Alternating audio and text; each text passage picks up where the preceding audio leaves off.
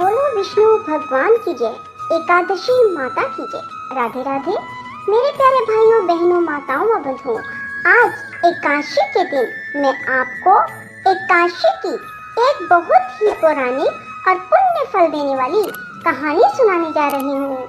बंधुओं, इसे प्रेम पूर्वक श्रद्धा भाव से सुनिए। एक बार एक राजा की दो बेटियां थी। छोटी बेटी एकादशी का व्रत किया करती थी। हर कोई छोटी बेटी की प्रशंसा किया करता था और बड़ी बहन छोटी बहन से ईर्ष्या करती थी। एक बार पड़ोसी राजा का बेटा बड़ी बेटी को देखने आया, लेकिन उसे बड़ी बेटी की जगह छोटी बेटी पसंद आ गई। राजा की छोटी बेटी अब बड़ी बहन छोटी बहन से और भी चिढ़ने लगती है। वह छोटी बहन को मारने के नए नए तरीके अपनाती रहती है। एक बार वह लड्डू में जहर मिलाकर उसे खिलाने की कोशिश करती है और एक बार वह मटके में जहरीला सांप रखकर छोटी बहन के कमरे में रख देती है। एक बार छोटी बहन को पनघट पर पानी भरने के लिए ले जाती है और धोखे से कुएं में धक्का दे देती है, पर हर बार ग्यारस माता उसे बचा लेती है क्योंकि वह ग्यारस माता की व्रत किया करती थी। बड़ी बहन बहुत परेशान हो गई कि यह तो किसी भी तरह नहीं मरती। तब एक दिन बड़ी बहन छोटी बहन से बोली, मेरी प्यारी बहन, भगवान ने हम सब की मृत्यु किसी न किसी तरह लिखी है। क्या तुम्हें पता है कि तुम्हारी मृत्यु कैसे होगी? बड़ी बहन बहुत सीधी थी, छोटी बहन बहुत सीधी थी। वह बोली, मेरी मृत्यु मेरे पालतू तोते व तोते के गले में जो हार है उसमें अटकी हुई है। यदि कोई मेरे तोते को मारकर उस हार को लेकर पहन ले तो मैं मूर्छित हो जाऊंगी और फिर उस हार को उतार कर कहीं रख दे तो मैं जीवित हो जाऊंगी। उस रात छोटी बहन अपने पिता के पास गई और बोली, पिताजी, मुझे शक है, यदि मैं मर जाऊं तो आप मुझे जलाना नहीं, आप मुझे हमारे पुराने महल के कुएं के पास झोपड़ी बनाकर खाट पर सुला देना। राजा बोले, बेटी तुम ऐसा क्यों बोल रही हो? 2-3 दिन बाद तो तुम्हारी शादी है। तब छोटी बेटी बोली, पिताजी, समय का कोई भरोसा नहीं। इस तरह शादी वाला दिन भी आ गया। शादी वाले दिन बड़ी बहन छोटी बहन के पालतू तोते को ढूंढती है, पर वह उसे कहीं नहीं मिलता। तभी दरवाजे पर बारात आ जाती है। वरमाला का कार्य संपन्न हो जाता है। फेरों की रस्म शुरू हो जाती है। उधर बड़ी बहन तोते को ढूंढ लेती है और वह उस तोते को मार देती है। वहीं छोटी बहन के 3.5 फेरे राजकुमार के साथ पूरे हो जाते हैं। तभी छोटी बहन मूर्छित होकर गिर जाती है। उधर बड़ी बहन तोते के हार को खुद पहन लेती है। तब फेरों में सभी घबरा जाते हैं। सभी बारातियों में हलचल मच जाती है कि राजकुमारी को क्या हुआ। सब डर जाते हैं। तब राजा वैद्य हकीमों को बुलाते हैं। छोटी राजकुमारी को महल में ले जाकर लिटा दिया जाता है। वैद्य और हकीम राजा से कहते हैं, राजकुमारी ना मरी है ना जीवित है, हमने ऐसा पहली बार देखा है। तब राजा उनसे कहते हैं, बाहर जाकर बोलना कि राजकुमारी बेहोश है, अभी थोड़ी देर में ठीक हो जाएगी। यदि तुम ऐसा नहीं कहोगे तो मैं तुम्हें फांसी दे दूंगा। बेचारे वैद्य हकीम राजा के कहे अनुसार बोल देते हैं। तभी बड़ी बेटी आती है और कहती है, पिताजी, मुझे छोटी बहन के मरने का बहुत दुख है। उससे ज्यादा दुख मुझे आपकी इज्जत का है, जो कि खराब हो जाएगी। आप ऐसा करो कि मेरी शादी राजकुमार के साथ कर दो, तब सब ठीक हो जाएगा, आपकी इज्जत भी रह जाएगी। तब राजा को यही ठीक लगा और राजा ने छोटी बेटी के कपड़े पहनाकर बड़ी राजकुमारी को फेरों में बिठा दिया। पर राजकुमार ने मना कर दिया, कहा कि यह मेरी पत्नी नहीं है। मेरी पत्नी जब बोलती है तो उसके मुंह से फूल झड़ते हैं। लेकिन सब ने समझा बुझाकर उससे 3.5 फेरे लगवा दिए। बड़ी राजकुमारी ससुराल आई तो राजकुमार ना तो उससे बात करते थे, ना उसके हाथ से पानी पीते थे, ना ही उसके हाथ का बनाया हुआ खाना खाते थे। राजकुमार ने मन ही मन सोचा, मैं पता लगा कर रहूंगा कि मेरी पत्नी के साथ क्या हुआ। एक दिन राजकुमार दुखी मन से घोड़े पर बैठकर जा रहे थे कि घोड़ा वहीं जाकर रुका जहां राजकुमारी की अधमरी लाश को रखा गया था। राजकुमार ने मन ही मन सोचा कि घोड़ा यहाँ किस कारण से रुका है। कोई तो वजह है जो यहाँ घोड़ा रुक रहा है। तब राजकुमार घोड़े से उतरकर पुराने महल में गए। वहाँ एक चौकीदार था। राजा ने पूछा, यह महल किसका है? तब चौकीदार ने बताया कि यह महल किसका है। तब राजकुमार समझ गए कि यह पुराना महल तो उसके ससुर का ही है। वहाँ खाट पर कौन सो रहा है? राजकुमार ने चौकीदार से पूछा।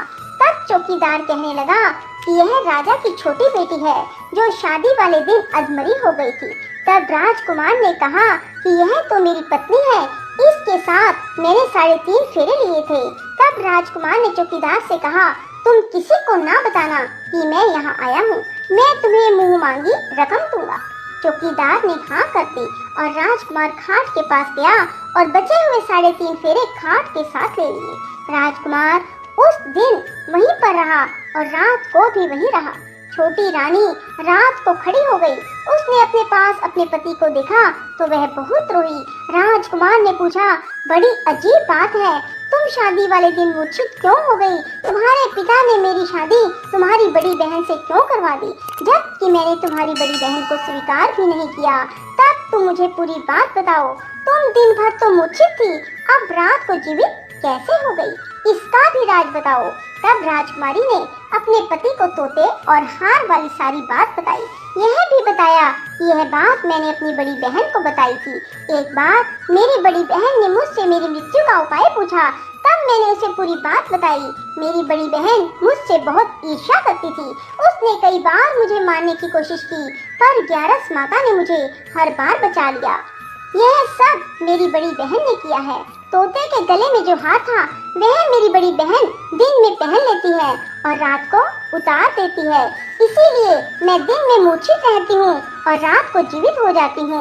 यदि वो हार मुझे वापस मिल जाए तो मैं हमेशा के लिए जीवित हो जाऊंगी। कोई बहन भी ऐसा कर सकती है? अब राजकुमार छोटी राजकुमारी के साथ वहीं दिन बिताने लगे। बड़ी रानी ने दासियों को भेजकर पता लगाना चाहा कि आजकल राजकुमार दिन रात कहाँ रहते हैं, पर उसे कोई खबर ना लगी। उधर छोटी रानी गरज से हो गई। एक दिन छोटी रानी ने राजकुमार से कहा, मुझे चाहे बेटा हो या बेटी, रात में ही हो, दिन में तो मैं मूर्छित रहती हूँ। पर एक दिन राजकुमार को किसी काम से बाहर जाना पड़ा और तभी राजकुमारी प्रसव से हो गई। तब उसने ग्यारस माता को याद किया। तब ग्यारस माता स्वयं आकर उसका प्रसव करवाती है। उसके सुंदर पुत्र पैदा होता है। तभी वहाँ राजकुमार आ जाते हैं। उसने भी ग्यारस माता के दर्शन किए।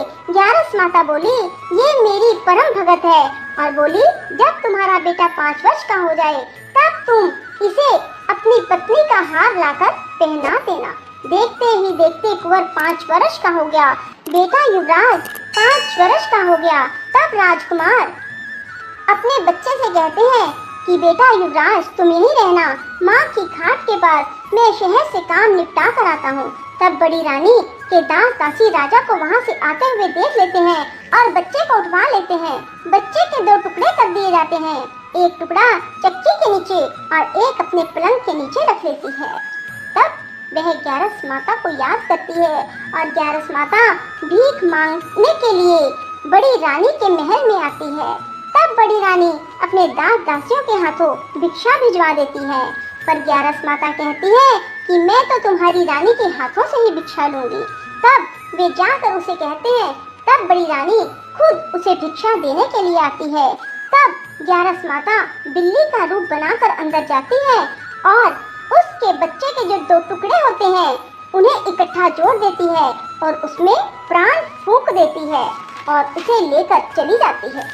राजकुमार कुंवर को लेकर महल में जाते हैं और कहते हैं, रानी ये बच्चा मेरी दूर के रिश्ते की बहन का है, यदि तुम इसे प्यार से रखोगी तो शायद मेरा दिल भी तुम पर आ जाए।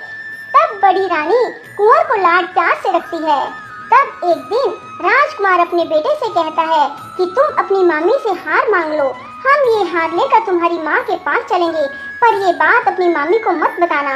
कुंवर बोले, मामी मामी मुझे अपना ये हार दे दो। एक बार तो रानी जवाब दे देती है, पर फिर उसे ये बात याद आती है कि जब राजकुमार ने उसे कहा था कि यदि तुम बच्चे का ध्यान रखोगी तो मेरा दिल तुम पर आ जाएगा। तब बड़ी रानी कुंवर को हार दे देती है। कुंवर उस हार को लेकर अपने पिता को देते हैं आज हम आपके हाथ का बना हुआ खाना खाएंगे। हम आते हैं, तुम खाना तैयार करो। बड़ी रानी बहुत खुश हो जाती है कि आज मेरे पति मुझसे खुश हैं। तब राजकुमार छोटी रानी के पास जाते हैं। बड़ी रानी उधर बहुत खुश होती है। तब राजकुमार छोटी रानी को वो हार पहना देते हैं और छोटी रानी जीवित हो जाती है और महल में छोटी रानी और बच्चे को लेकर आते हैं और बड़ी रानी को अपने ससुर के यहाँ छोड़ने के लिए चले जाते हैं और उन्हें सारी बात बताते हैं। उसके ससुर भी इस बात में शर्मिंदगी महसूस करते हैं और कहते हैं ये मेरी परवरिश में ही कुछ ना कुछ कमी रही होगी। और ग्यारस माता की कृपा से छोटी रानी के भाग जाग जाते हैं। हे ग्यारस माता, जैसे आप छोटी बेटी पर प्रसन्न हुई वैसे सब पर होना। कहते सुनते हुंकारा भरते सब पर अपनी कृपा बरसाए रखना। बोलो ग्यारस माता की जय। राधे राधे, जय श्री कृष्णा। बंधुओं, यदि आपको हमारी वीडियो पसंद आए तो इसे लाइक करें और शेयर भी जरूर करें। साथ ही हमारे चैनल को सब्सक्राइब करना ना भूलें।